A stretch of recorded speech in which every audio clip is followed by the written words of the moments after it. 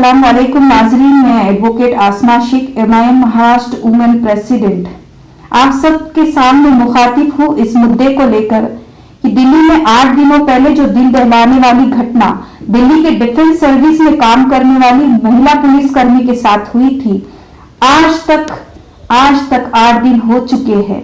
मुझे उम्मीद थी केजरीवाल सरकार से कि जो महिला सुरक्षा को लेकर, महिला सुरक्षा के मुद्दे को गरमाकर सरकार में आई थी, जिस महिला सुरक्षा के लिए वो डिफेंस तैयार किया गया था, डिफेंस डिपार्टमेंट तैयार किया गया था, उसी डिपार्टमेंट की जो महिला पुलिसकर्मी है उसके साथ हत्या होती है, दुष्कर्म होता है, उसके साथ बड़ी साजिश होती है। आज तक केजरीवाल उसके सामने नहीं गए, उसके परिवार से मिले नहीं और ना ही उसके सही आरोपियों को आज तक अरेस्ट किया गया।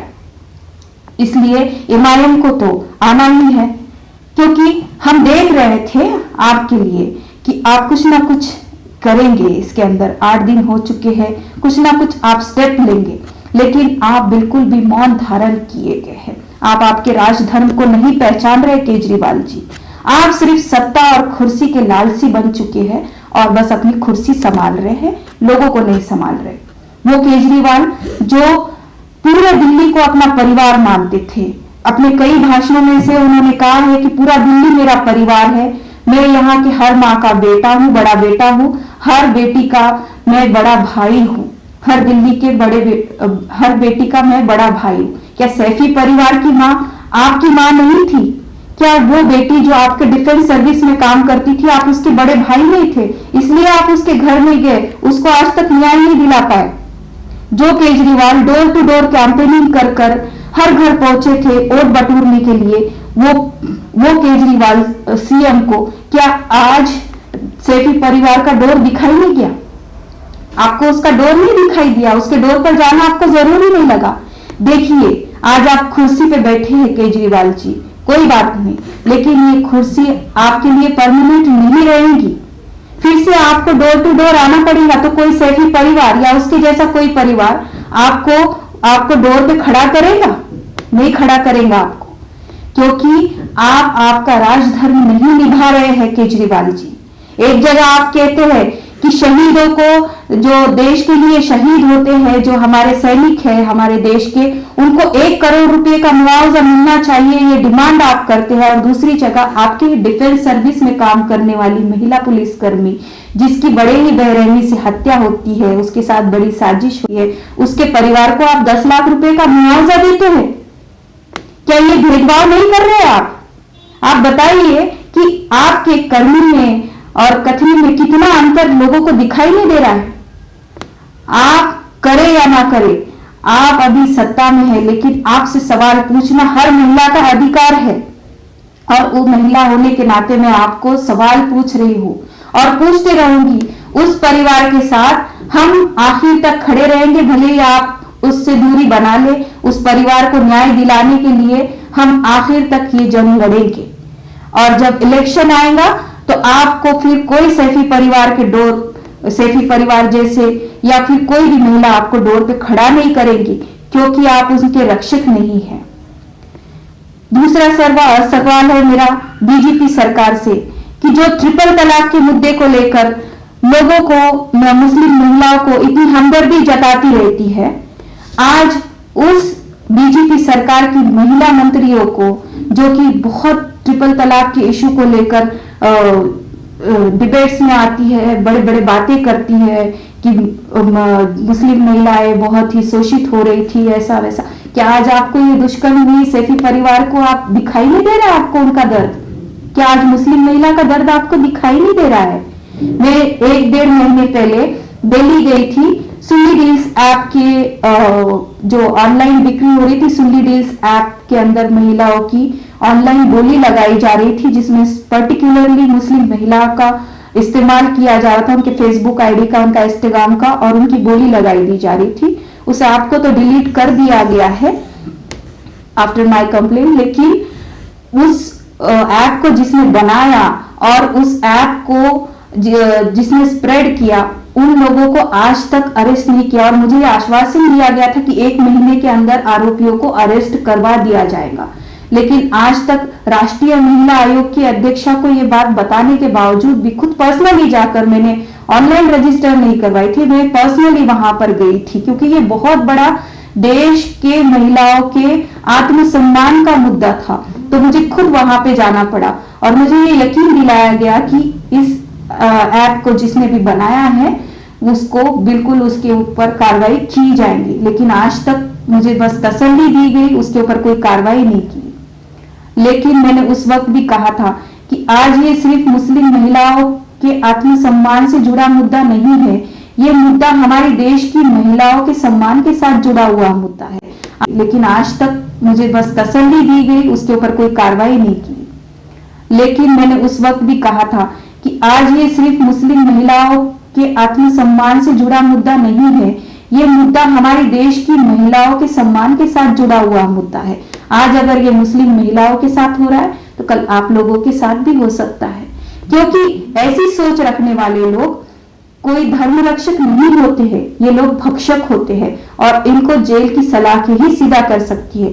लेकिन आपने इसको एक पर्टिकुलर समाज का मुद्दा समझकर इस चीज को इग्नोर कर दिया और आज बारी ऐसी आई है कि नरसिंहानंद सरस्वती जो एक पर्टिकुलर कम्युनिटी को टारगेट करते हुए अपनी फेमसिंग बटोर रहा है, उसने आज आप ही की मंत्रियों को, बीजेपी सरकार की महिला मंत्रियों को जो बड़े बड़े पोस्ट पर बैठी हुई है, उन सबको टारगेट करते हुए कहा कि आपको आपकी काबिलियत की वजह से ये पोस्ट नहीं मिली है, आपको ये पोस्ट एक से ज्यादा मंत्रियों के साथ रहने की वजह से मिली है।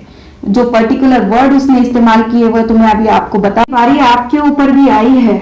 बीजेपी की जितनी भी महिलाएं हैं मंत्रियां और जितने भी आयोग की अध्यक्षाएं हैं, सब कुछ है, जो वर्ड उस आदमी ने इस्तेमाल किए आप सब लोगों के लिए मुझे बहुत ही बुरा लगा वो सब वर्ड सुनकर। लेकिन आज ये बारी आपके ऊपर भी आई है और हर महिला के ऊपर आएंगी जब तक आप सब लोग सिर्फ और सिर्फ एक धर्म के नाम पर प्रोटेक्शन देने के लिए ऐसे कल्प्रिट्स को प्रोटेक्ट करते रहेंगे। देखिए, महिला सुरक्षा ये बहुत ही अहम मुद्दा बन चुका है हमारे देश का। जब से बीजेपी सरकार आई है वजूद में, ऐसे लोगों को प्रोटेक्शन दिया जा रहा है, उनके खिलाफ कोई आवाज उठाई नहीं जा रही है। लेकिन जब बारी आपके ऊपर आती है तो एफआईआर रजिस्टर्ड होता है, कार्रवाई होती है। लेकिन यही बारी अगर हाथरस की किसी बेटी के साथ होती है, दिल्ली के सैफी परिवार की बेटी के साथ होती है, तो आप लोग मौन धारण करते हैं। ये बात आपकी गलत है। आपने आपका राजधर्म याद रखना चाहिए। मैं महिला आयोग की अध्यक्षा से अपील करना चाहती हूँ कि आप जिस पोस्ट पर बैठी है, देश की सभी महिलाएं, चाहे वो किसी भी जाति की हो, आपकी तरफ न्याय की दृष्टि से देखती है। आपको ये पोस्ट अगर आपकी काबिलियत की वजह से मिली है ना, तो बिल्कुल आप जो ऐसी महिलाएं आपके साथ अप्रोच होती है, आपके सामने जिसके साथ बहुत ही अन्याय होता है, आप उनको न्याय दिलाने की कोशिश कीजिए। आपके साथ जो बुरा हुआ है, जो नरसिंहानंद ने आपके लिए स्टेटमेंट दिया है, मैं उसका विरोध करती हूँ और ऐसे इंसान को जल्द से जल्द जेल के अंदर भर्ती कराकर उसको सजा दिलवानी चाहिए। मैं स्त्रियों को जो बड़े बड़े पोस्ट पर बैठी हुई है, उन सबको टारगेट करते हुए कहा कि आपको आपकी काबिलियत की वजह से ये पोस्ट नहीं मिली है, आपको ये पोस्ट एक से ज्यादा मंत्रियों के साथ रहने की वजह से मिली है। जो पर्टिकुलर वर्ड उसने इस्तेमाल किए हुए तो मैं अभी आपको बता पारी आपके ऊपर भी आई है। बीजेपी की जितनी भी महिलाएं हैं मंत्रियां और जितने भी आयोग की अध्यक्षाएं हैं, सब कुछ है, जो वर्ड उस आदमी ने इस्तेमाल किए आप सब लोगों के लिए मुझे बहुत ही बुरा लगा वो सब वर्ड सुनकर। लेकिन आज ये बारी आपके ऊपर भी आई है और हर महिला के ऊपर आएंगी जब तक आप सब लोग सिर्फ और सिर्फ एक धर्म के नाम पर प्रोटेक्शन देने के लिए ऐसे कल्प्रिट्स को प्रोटेक्ट करते रहेंगे। देखिए, महिला सुरक्षा ये बहुत ही अहम मुद्दा बन चुका है हमारे देश का।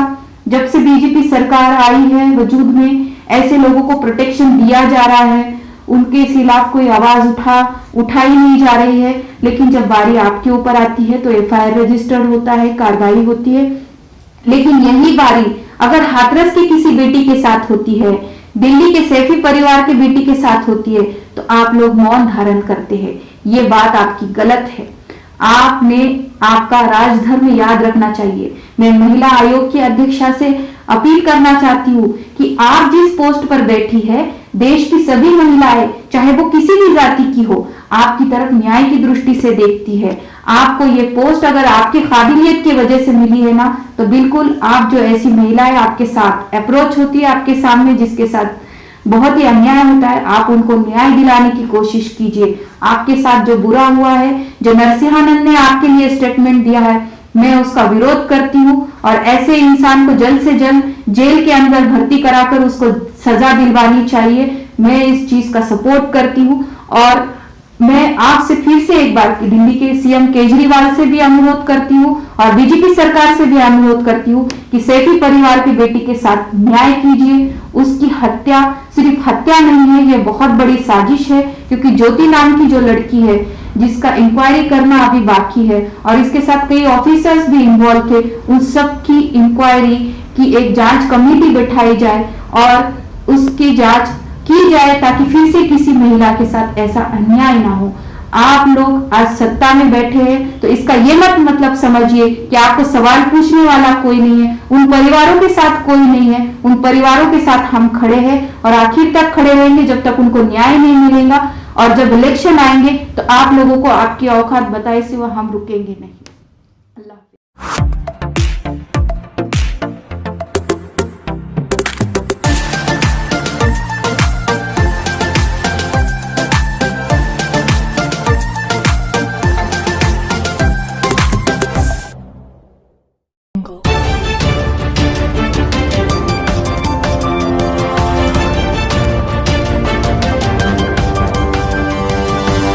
Religion.